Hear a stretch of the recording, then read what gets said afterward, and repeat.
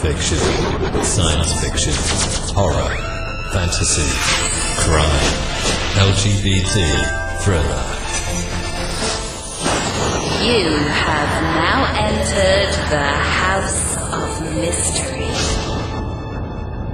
with your hosts, Eric Shapiro, David North Martino,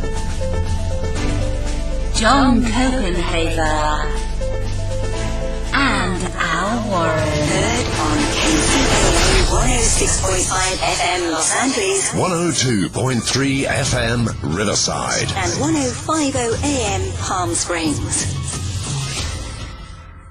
We have a great guest. I don't want to leave him waiting. He's on the line, and he's done another book, and this one is the part 2 and 3, My Final Words, and it's Trapped with Miss Arias. Kirk, Nurmi, thank you for talking to us today. Nice to be here with you guys. So, Kirk, now where are you? Are you stuck somewhere too, or are you out traveling around? Well, I am home. I made my last trip before this kind of kicked into place, and being in Arizona, I'm also on lockdown, so I've been working out of my house, writing some fiction, and talking with great people like you about the new book. Well, that's nice of you to say. I'm not that great, but... now, well, so you finally did this part 2, 3. You did it in one book rather than two. I wasn't sure you were actually going to ever do this book. But it didn't seem to me like you were really that keen on it when I saw you last. So that was quite a while ago. What made you go through with it? Well, there was a lot of personal growth and issues going on, maybe behind the scenes. Just to refresh people's memory, or maybe people aren't aware of this, is that when I wrote part 1, I was going through chemotherapy. Right. And, I published that and defended that book and, had some issues with the bar and asked for voluntary disbarment. So I was no longer a member of the bar. And as I was kind of living my life, I was really trying to kind of, for lack of a better way of putting it, run away from the Jodi Arias experience, that connection, right, that I had, trying to redefine myself, that sort of thing. And I realized, through those years that it was something that I wasn't going to be able to run away from. And, added to the mix was the fact that, Miss Arias had filed a bar complaint against me that contained fictitious materials, fictitious assertions, and she made similar fictitious assertions in a lawsuit against me. And so eventually I got to the point where I realized I can't run away from this, and I had developed Al, I did a one-man show up in Seattle a couple of years ago, right, and kind of retweaked that and reworked that and started a new one-man show called Overcoming Jodi Arias. It was set to debut in April in Arizona that got wiped out with the COVID and been delayed. But rambling a bit here, but all those things made me realize that, and her appellate decision came down. I realized, you know what, it's time to publish. I'd done some writing on it years ago, and I'd done some writing on it more recently, and thought, you know what, her appeal was denied. She's continued to lie about me, continued her pattern to go after men that she believes have wronged her. So I just simply decided to tell the rest of my story and kind of embrace that part of my life in a different way. Right. Well, I think you have to, you probably had to complete it in order to move on completely, right? I think so. I mean, Al, you're a writer, and it can be, certainly writing certain books can be therapeutic, and I think for me this was therapeutic to get my story out there. You remember, back in 2013, my name was Mud, and it stayed that way until, and maybe is that way in a lot of people's minds based on some misunderstanding. So that was part of my motivation for writing the book, to impose truth upon her lies and her creation of those, many of those misunderstandings anyway. So, yeah, there was certainly a therapeutic element to, instead of running away, stepping back, connecting to it, and sharing my truth with the world, no doubt about it. So, when you look back and you look at the justice system, and even now, I see so many cases happen, from making a murderer to this Miss Arias thing there's just so many cases that kind of hit the news and they become the popular item. Then all of a sudden, people start to come up with their judgments. It seems to be so, like you said, you were slammed. People were really mean and rude, and you look at that happens in all these cases. People seem to pick out who's the good one and who's the bad one, and they have all these opinions and stuff. But yet they're not part of the case. They're not part of the full experience. They're just watching it on the TV or the internet, and then they can easily make their comments. Do you have a different opinion of how the justice system should portray itself and what they should allow on TV? Well, I do have concerns about the idea of, cameras in the courtroom and what that means, because as your question kind of highlights, is this idea that when we have cameras in the courtroom, and now we have live streaming and we have social media, and we have a chance to just kind of, it's like Mentos and 7-Up, right? You just put it in there and shake it up and it's ready to explode. And, then that breeds that, I use the analogy reality show TV, but, a sporting event is a perfect analogy too, because I remember when, Arias was being sentenced and towards the end of the trial, people were dressing up in costumes and had signs like, they would be going to a sporting event. So it is concerning that the pristine nature, maybe that's too strong a word, but, trials should be sacrosanct in this country as I see it. And I do have strong concerns about the presence of cameras and what that means to justice, not only to justice, but to everybody that is involved in there, because, is justice restrained really justice if people are working with a sense of fear behind them? Yeah. I'm sort of, I'm not really into, I don't think they should have access, or they certainly shouldn't show it live. They maybe show it after the case is all done. It has too much of an effect, I think, on people, but that's my opinion. So, well, and it's too enticing for someone like her, who wants attention and wants to manipulate people and things. Can you imagine if Charles Manson's trial was shown on television, what it would have been like to watch him playing for the cameras the way she did? Yeah, and I always use the analogy like, I spoke at CrimeCon several years ago, and my postulation to the crowd, what I spoke to was, what if OJ had an iPhone in the back of the Bronco and could tweet, or could, the whole dynamic would change. So to me, though, you're right. People could seek publicity for these things. People could garner attention, do interviews, that sort of thing. But there's also that aspect that social media makes it just all the more enticing for people. Mm-hmm. Yeah. They become all the more popular, and it becomes all the more of a cultural sensation. Now, do I think people are, committing murders for that reason? No. But I think there are people like we saw, and I can't, his name's going to escape me now, the gentleman in Colorado, gentleman's a strong word, but Chris, Al might be able to remember his name, the guy who killed his kids in Colorado. Chris Watts? He was doing Watts, yeah. He was doing interviews before he was arrested, right? And so we do see this phenomenon that is associated with cameras in the courtroom, that because it is entertainment to some, and is an avenue for fame to some as well. Yeah, it's a deadly combination when you have that kind of media attention with a narcissist who's willing to do anything. Yeah. It'll be the TikTok killer next.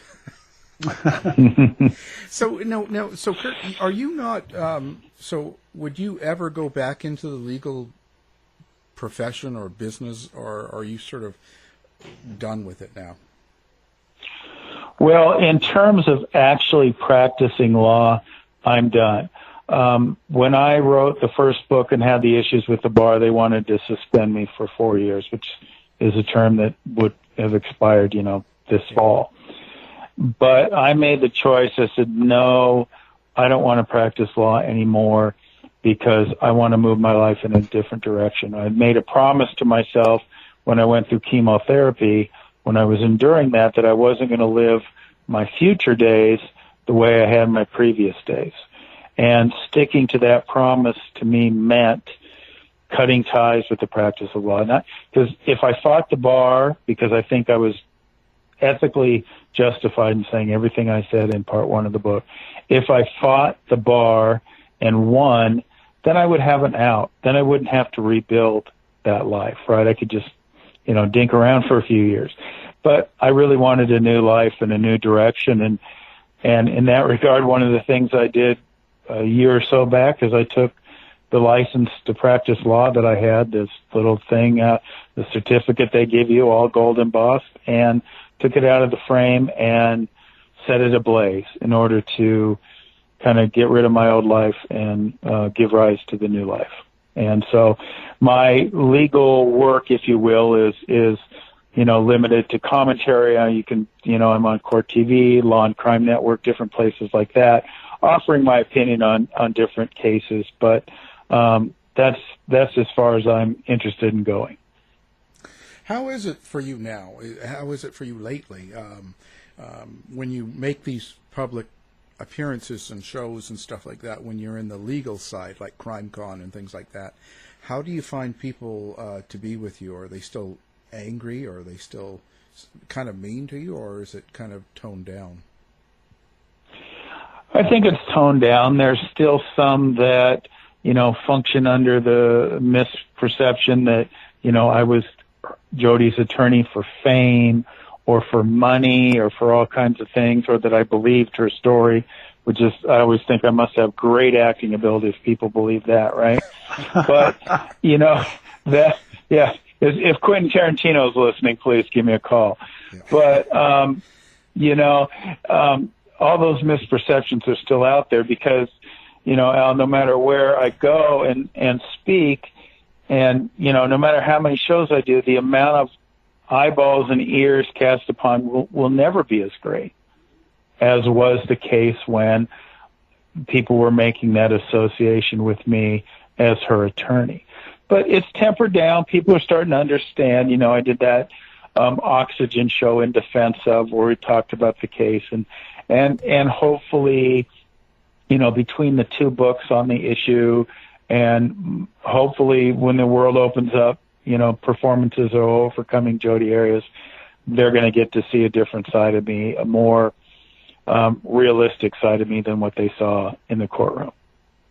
Well, that brings up an interesting point, if you don't mind me jumping in here, about the social media aspect of that, because I remember when the case was going on, and even afterwards, years afterwards, if you stumbled across anybody on a Facebook true crime page talking about this case, there'd always be a handful of people who were convinced that she was innocent, that it was, that Travis had been killed by, ninja assassins or whatever. And then, they'd have some other theory. And then after the facts kept coming out, eventually it boiled down to, well, she may have done it, but he deserved it, which was just an outrageously ridiculous excuse. Have you encountered any of those kinds of people, or have you had any problems with them? Not directly. And I know exactly what you're talking about. I actually refer to them in my books as the cult of Jodi, right? There are people that are so delusional that they believe whatever she's saying, they send her money, et cetera, et cetera.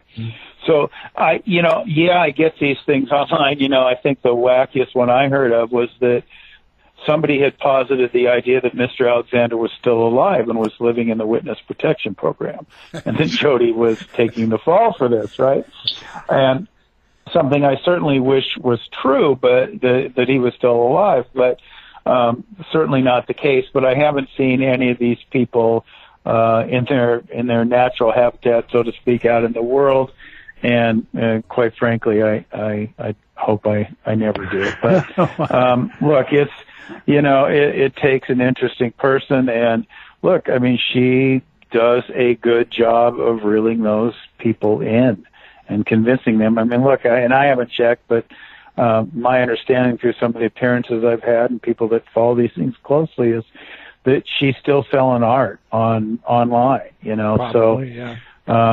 She's still, and of course, look, this isn't unique completely to, Miss Arias. We see, Ted Bundy got married during the middle of a sentencing hearing on a capital, in his death penalty case. And Charles Manson married too, I think. But, so we see this all the time, and there are these people that, want to be part of something that they conceive as bigger than themselves. And that, that's one of the downsides of the publicity that surrounds some of these cases. Well, and also, I can understand some people who maybe have an emptiness in their life and are trying to fill it with some association to a case like this, but to pick somebody like Jodi Arias, who's, in my opinion, she's obviously guilty. I don't know how any rational person could wrap their head around the idea that she's somehow innocent. Like when you were saying that she said lies about you and things like that, it's like, I guess some people are shocked that Jodi Arias would lie. I'm not one of them. But when you look at the evidence that was used against her, even if just something small like a really difficult coincidence to swallow, like Travis being killed with a certain kind of rare caliber gun and that same kind of gun being stolen from, her grandparents' house and things like that. How do you address this idea that she was innocent or that she was somehow justified in killing Travis? Well, I mean, I really don't. It's not my task. I don't know if I'm taking your question correctly, but it's no longer my task to do so. And I never believed it in the first place, right? Yeah. In my books, I lay out a theory, my theory that I had in 2013. In a more recent book, I lay out my more recent theory. But, what is really amazing that stands in defiance of all this disbelief is, if you recall, when she was finally sentenced in April of 2015, she had a chance to do what's called an allocution. She gets to address the judge and the entire courtroom. And if you recall, during that allocution, she said that Mr. Alexander was alive and when she slit his throat. Mm-hmm. Meaning she in essence confessed to first-degree murder. Mm-hmm. She'd already been convicted of it, but there she was in open court confessing to first-degree murder, and people will still believe her. Yeah. Shocking. Well, no, not nowadays. All sorts of things going on out there. I mean, the world's flat, and we haven't been to the moon yet. So, yeah. So, what do you hope people get? Like when they pick up this book and they read it, what is it you want them to come away with? A better sense of the trial, a better sense of some of the things that were going on, maybe behind the scenes, or some other realities that they might not see on TV. Everybody saw everything on TV, but they didn't really get a true sense. I don't think that paints the entire picture. It's one dimension of the case. So my hope is that those people that open the book, hopefully Amazon's still shipping those books, or opening their Kindles, and they'll get a better sense of the full dimension of the case, a fuller dimension of, who I am, what was going on, and I think they'll get a pretty interesting, detailed theory of what I believe happened. on that fateful day. And they get to read my letter to Jodi Arias, which is fun. Which is fun. I put and for your listeners, they can go on my YouTube channel. I made I had a little cartoon made where I read a section of that letter to Miss Arias. It's a fun little 2-minute video. There you go. Now, so you've been on this health kind of kick and mental health sort of thing, and you did that tour and book and stuff like that. Are you still doing that? Well, obviously, everything's been clamped down for the past couple months. Right. But yeah, I mean, my book Defend Your Greatness is still out there. I still try to do what I can to teach and inspire people. And you know, my first show that I did, one-man show, was called Infamy, Cancer, Life. And it dealt with, you know, dealing with some of the things in infamy and what I went through with cancer. But in Overcoming Jodi Arias, I'm telling a tale, I think, that I hope will inspire people with the things they need to overcome in their lives. You know, I think what I say is that, you know, we all have things to overcome. And I've overcome a couple of whoppers, and that's cancer and Jodi Arias. And therefore, you might have an opportunity to learn a little something from me and get some laughs along the way. So that show is kind of my outlet now for inspiration. I'm writing some legal fiction right now, and my second work of legal fiction, and who knows what might be next. There might be more self-improvement stuff, and certainly I've been on a lot of shows and talking about that and making happiness a priority, which I think, you know, is a big important thing, because I think unhappiness is one of the biggest plagues facing so many of us in our country. So, which was worse, cancer or Arias? I was going to ask, but I didn't want to. Well, you know me. I know, Al. It's your job. They're both pretty bad, but here's what I say. Look, I could have called the show Overcoming Cancer, but I have to call it Overcoming Jodi Arias because more people associate me with her than being a cancer survivor. And I could cure the very cancer that plagued my body. And people would still say Jodi Arias' attorney cured cancer. It wouldn't be Kirk Nurmi cures cancer. So in that regard, Jodi Arias is the bigger foe, because that is one that's going to stay with my life forever, that association. And that's the biggest thing I need to overcome moving forward. Pretty amazing. And it's kind of unusual. So have you had any reaction from her since the new book, or is it just sort of all shut down? Well, yeah, the prisons, to my understanding,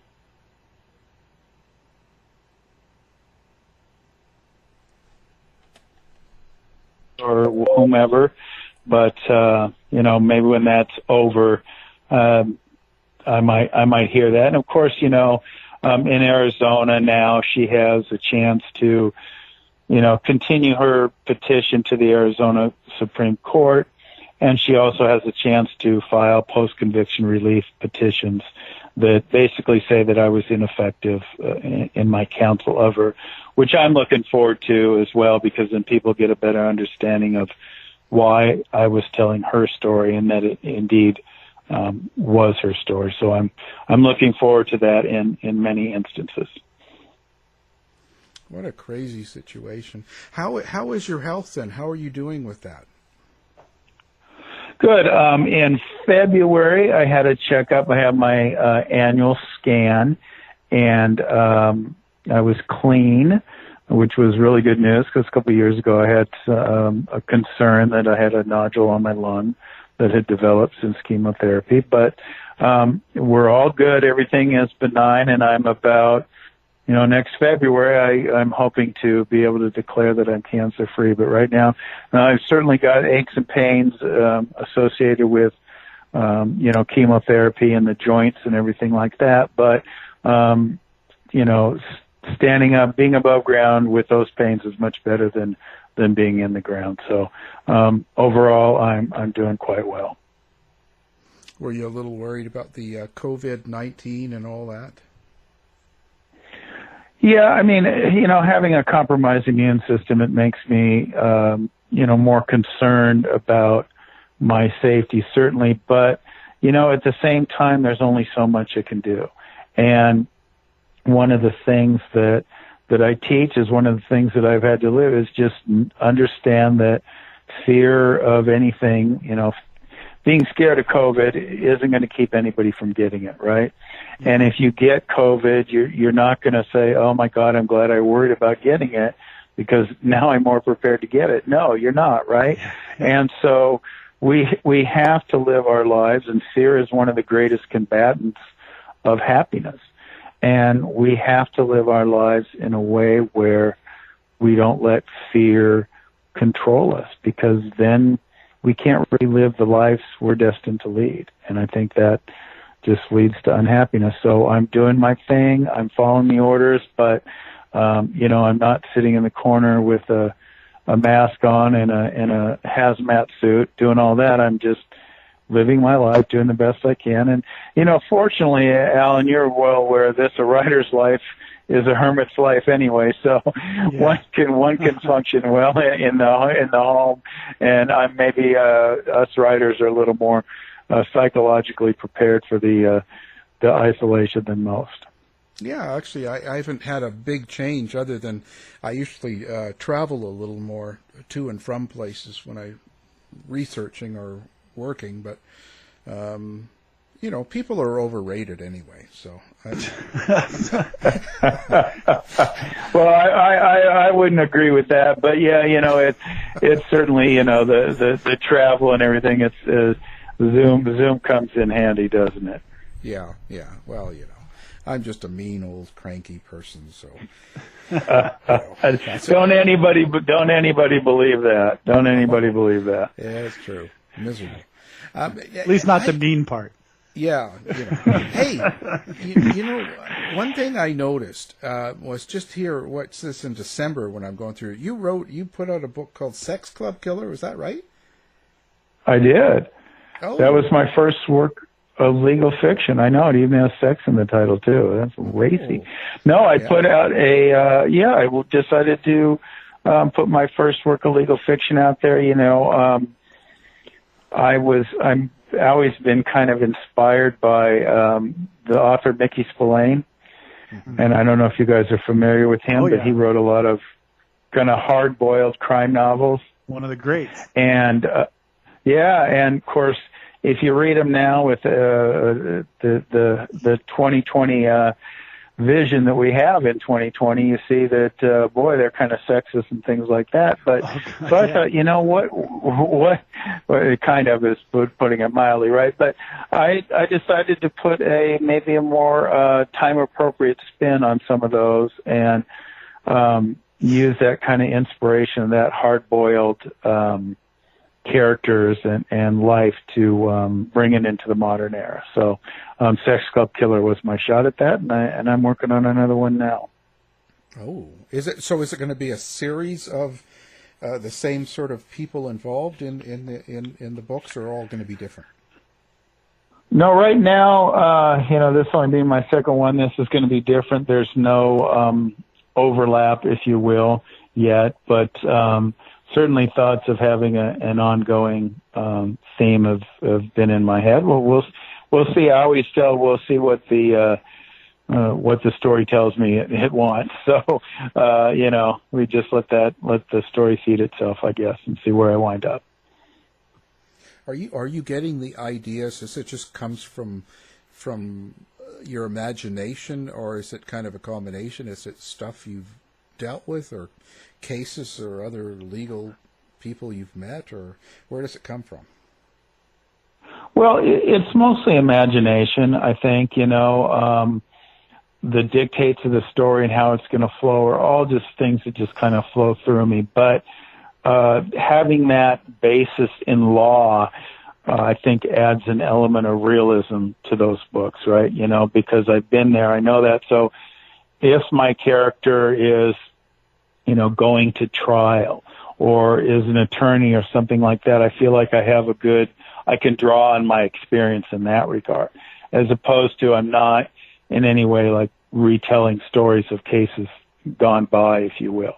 They come from my imagination, but I can bring some realism to the situation because of my 15 years in the criminal justice system.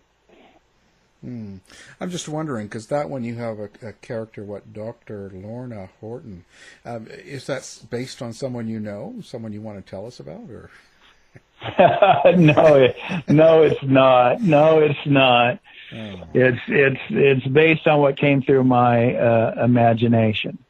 Oh, that's too bad. I know you were hoping for some juicy. Yeah. What answer were you hoping for, Al? Like Taylor Swift or somebody? Yeah, Nancy Grace. I should have said Taylor Swift and cut Al's reaction to that. Well, yeah. Yeah, there you go. Al would have ended the interview right there. Well, that's enough with Kirk Nurmi. Thank you, guys. No, we want to get more. No, we don't shy away from that stuff here. We get into the all right. Yeah, we get into the dirt. Ah, well, that's great. So what's next? Just more of these kind of crime books, or when things open up again, are you going to kind of go back on tour again and start talking about health and stuff like that, or? Well, I think immediately when it comes out, like right now, I was set in April to perform at a comedy club in Arizona called Stir Crazy, which was going to be my host for Overcoming Jodi Arias, and we've backed that show up to August.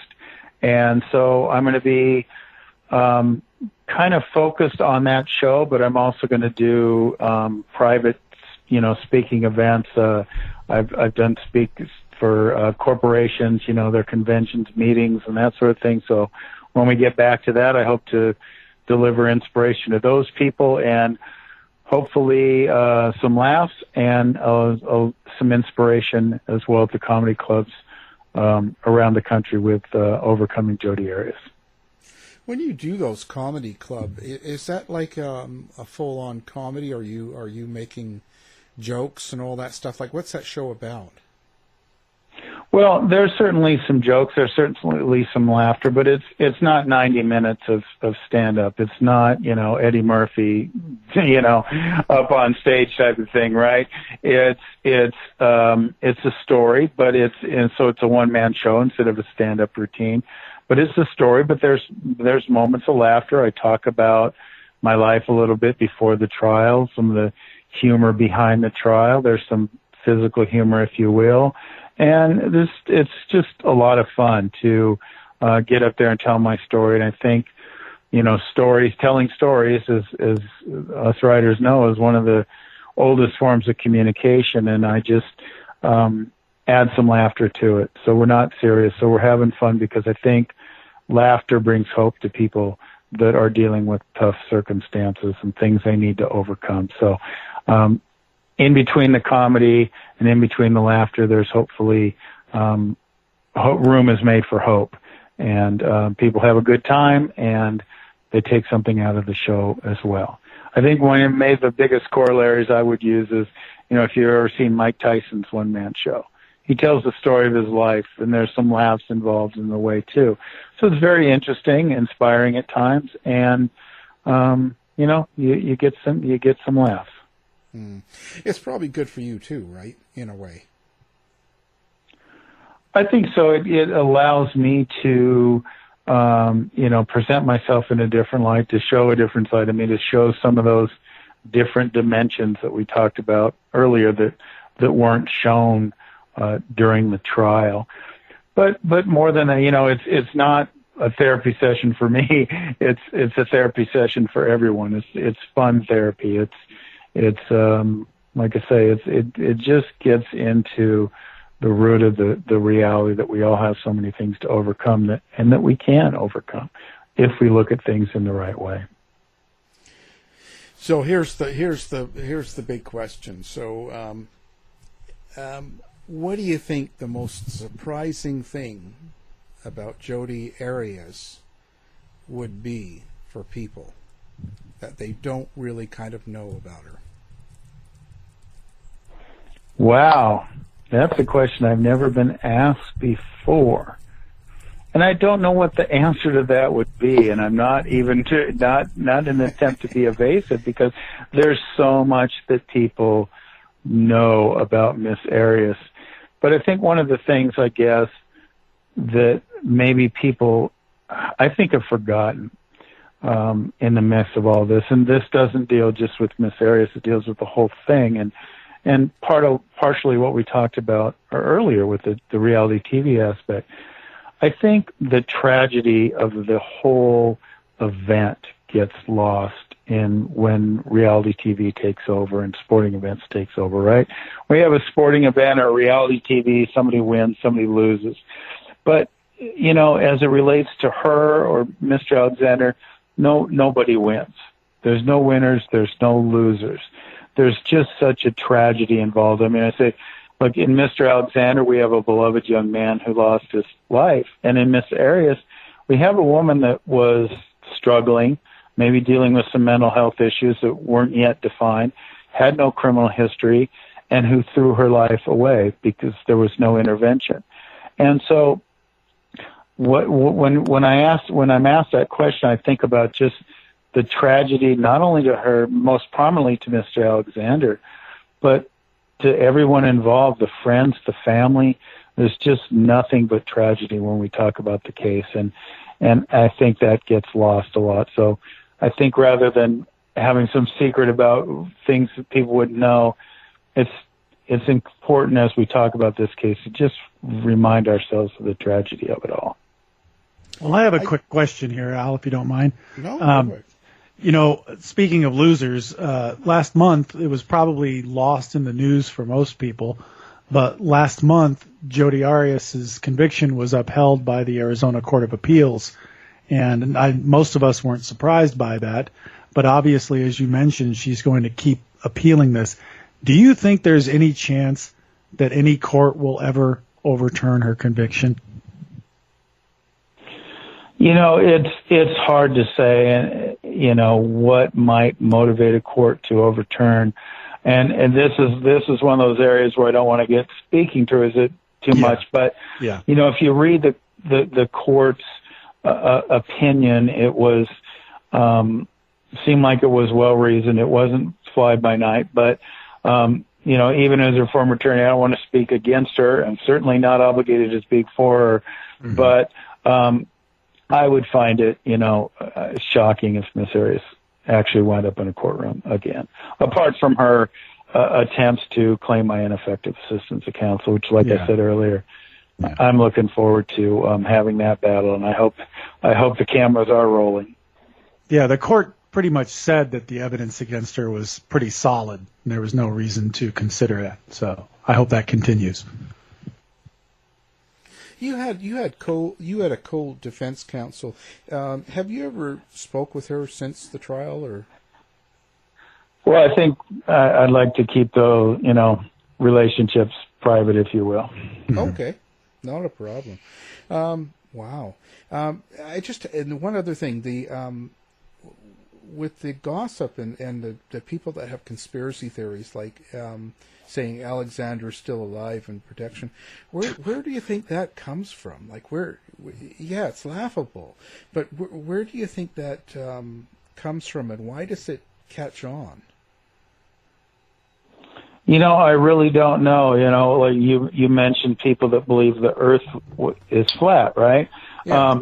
I don't know where that comes from, and you know, the number eludes me now as we're talking, but you know, there are thousands of people that believe the Earth is flat, right? I forget what the number is. There's, you know, I don't really know, other than I do think there's a level of acceptance and camaraderie that comes with people that share these beliefs, and they can believe that they are special and unique and are the only ones that understand this.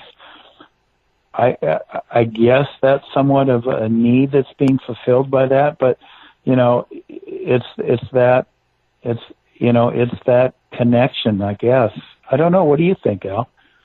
Well, with the flat Earth and things like that, you get, I think they have 300,000 membership, but those people have a huge distrust for, the government and agencies and things like that. I just find that with the crime thing, it's sort of bizarre because, he was slaughtered by her, and we pretty much know that. So you can have a distrust for government or the police or whatever. So I find that kind of to be very bizarre to think, well, he's still really alive. Well, isn't there a certain amount of cognitive dissonance that comes into that, where it's like it starts off with the assumption that she's not the bad guy, that she's somehow innocent, and then more and more evidence starts to pile up that that's not true, and then they have very few outs, They start to see there's only a few ways to keep this idea alive, and one of them is this ridiculous notion that he's still alive. I mean, there's pictures of her killing him, so I don't know how they get around that. But. Yeah. I mean, I think you're right. Because I was just going to say that I think there is it's an admission that you're wrong, right? Like I think, even when I come out and people understand more about me, and they don't see me in that intensely negative light, they don't want to believe it because they don't want to believe that they were wrong in the first place. Right. And that's kind of what you're talking about. So they assume that they don't want to believe they're wrong in the first place. They don't want to admit it. So they will contort reality like, if they don't believe me, anything I've said in the book, they say, well, I'm changing, I'm selling out, I'm doing this, I'm doing that, because they don't want to believe that they're wrong. And sometimes, whether it's ego or what it is, we have a hard time believing we're wrong when we make these impressions about people. We've cast our lot, and we don't want to be considered to having made a mistake. Yeah, only I am never wrong. Yeah. Oh, so now, Kirk, do you have a website or a place that people can find you? I do. You can go to kirknurmi.com or unchainedlives.com. kirknurmi.com has a link up to all my books, the Arias books, the personal development books, and the legal fiction book that we were talking about earlier, Sex Club Killer. They're all there, all available on Kindle. So those folks that are barricaded within their houses can easily get that and enjoy some of their time in quarantine by reading those books. Fantastic. Now, we're going to have that linked up as well, so people on our website or on our app can just do one click and find you and find your books. So that's all set. Now, again, our guest has been Kirk Nurmi, and we're talking about his new book, and it's his final words, and it's Trapped with Miss Arias. Thanks a lot for being here, Kirk. You bet, gentlemen. I enjoyed it greatly. Thank you. To find out more about our show, guests, or to listen to past shows from our archive, please go to www.houseofmysteryradio.com. Show's over for now. Was it as good for you as it was for me? Well, good night. This has been a production of Something Weird Media. I'll be back.